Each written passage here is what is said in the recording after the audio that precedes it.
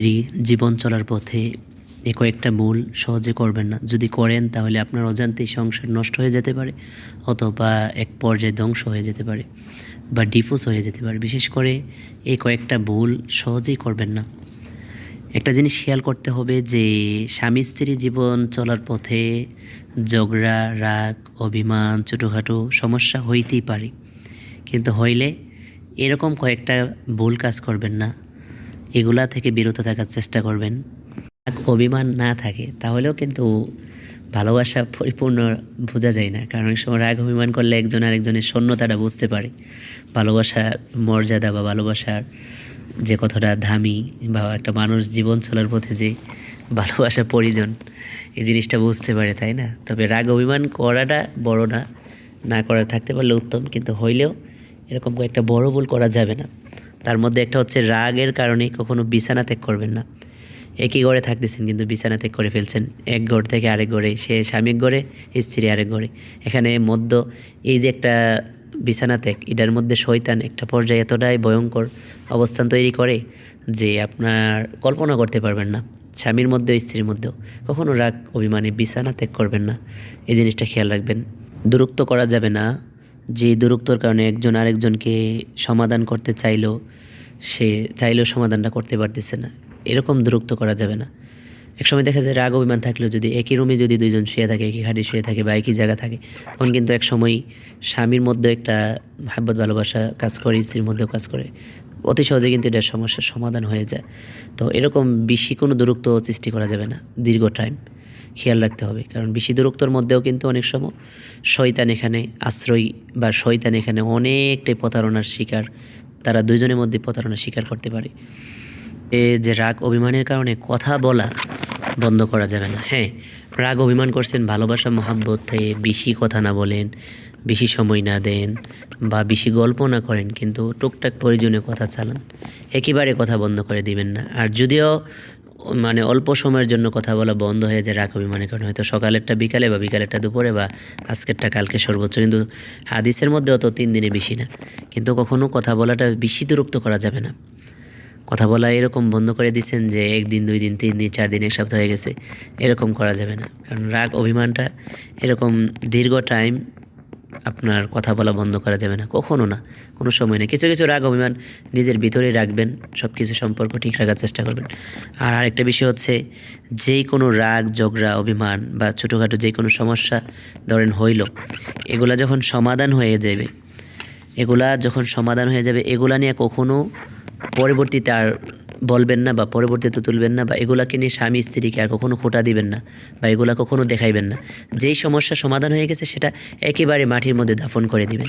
একেবারে আবার পুনরায় নতুনভাবে ভালোবাসাটা এরকমভাবে বাড়াইতে থাকবেন যেন ওইগুলা কখনো আর অন্তরের মধ্যে রাখবেন না, অন্তরে জায়গা করে রাখবেন না, বা কখনো সামনের দিনগুলোতে কোনো কি সমস্যা হইলে পূর্বের যা হয়েছে এগুলা কখনো মনের মধ্যে নিয়ে আসবেন না, মুখেও নিয়ে আসবেন না, বা এগুলা নিয়ে একজন আরেকজন আবার তর্ক বিতর্ক লিপ্ত হইবেন না।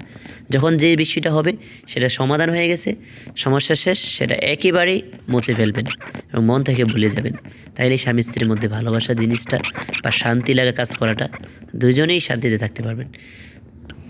থাকতে চাইলে পিছনের দোষ, ভুল, ছোটোখাটো সমস্যা, যেগুলো যখন সমস্যা হয়ে যাবে এগুলো কখনো সামনের দিনগুলো আনবেন না। অনেক স্বামী স্ত্রী এত অজ্ঞ, মূর্খ, এত জাহিলতা, বা এত একটা পর্যায়ে শত্রুতামের মতো আচরণগুলা মনে রাখতে যে একটা পর্যায়ে এগুলো বলতেই চায় না। বলে কি, যেই কাজ করছে এগুলা জীবনে বলা যাবে, যা হয়েছে এগুলাকে জীবনে মন থেকে ফালা যাবে, এগুলাকে মন থেকে উঠানো যাবে। এগুলা সব ভুল, বিভ্রান্তি এবং শয়তান রূপের কথা।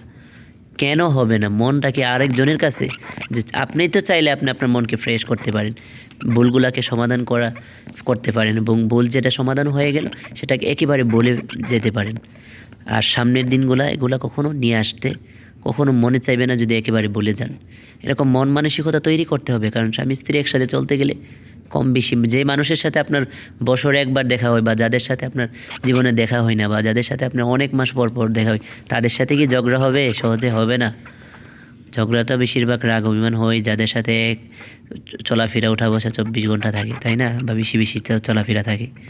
সামনের ভুল হইলে বা সামনের কোনো কিছু আবার ঝগড়া হইলে পিছনের ভুলগুলা না মনের মধ্যে রাখে, তারা কখনো জীবন সংসার করতে পারে বা সংসার চলে, কিন্তু সে কখনো যেই রাখুক, যদি স্বামী তার ভুলগুলা, স্ত্রীর ভুলগুলা সবসময় সংসারের মধ্যে তার মনের মধ্যে সবসময় লালন পালন করে বা এগুলাকে নিয়ে সবসময় স্মরণ রেখে সংসার করে, কিন্তু সে কখনো মনের শান্তিতে, মানসিক শান্তিতে সে থাকতে পারবে না। আবার স্ত্রীও যদি স্বামীর কয়েকটা ভুল যেগুলো সমাধান হয়ে গেছে, সেটা ছোটো হোক বড় হোক, তার মনের মধ্যে এটা সবসময় লালন পালন করে, যে শান্তিতে থাকতে পারবে না। তাহলে এই কাজগুলা থেকে বেঁচে থাকতেই হবে। শান্তি পাইতে পায়, যদি শান্তি চান তাহলে চেষ্টা করবেন এই কাজগুলা করার জন্য। কারণ প্রত্যেকটা শান্তি দূর করা বা প্রত্যেকটা অশান্তি মনের মধ্যে লালন পালন করলেই আপনিও শান্তি থাকবেন। অনেক স্বামী স্ত্রী বলতে থাকে, হায় রে আমার জীবনে শান্তি নেই, জীবনে শান্তি আসছে না।